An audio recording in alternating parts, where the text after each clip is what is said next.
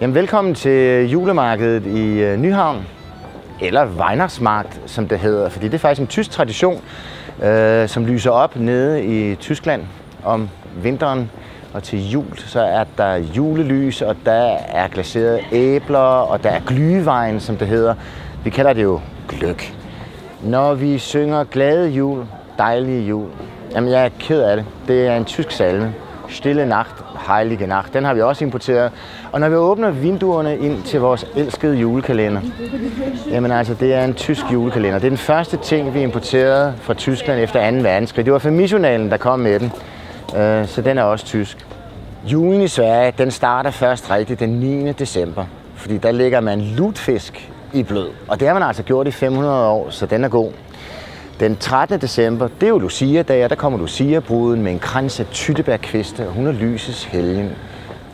Juleaftens morgen, så bliver der sat gran op ved dørstolperne og foran indgangen, og man sætter ned ud til fuglene, og til frokost, så er der sildebord, og så kommer juleskænken ind. Efter juletræet med dansen og gaverne og sangen, så er der julemiddag med lutfisk og med julegrød. Og svenskerne, de nøjes altså ikke med én mandel i grøden. Nej, der er en bittermandel til den, der bliver ugift. Der er en sød mandel til den, der bliver gift. Så er der en ring til den, der bliver forlovet. Og så er der faktisk også en 10-øre. Og den, der får den, han bliver rig.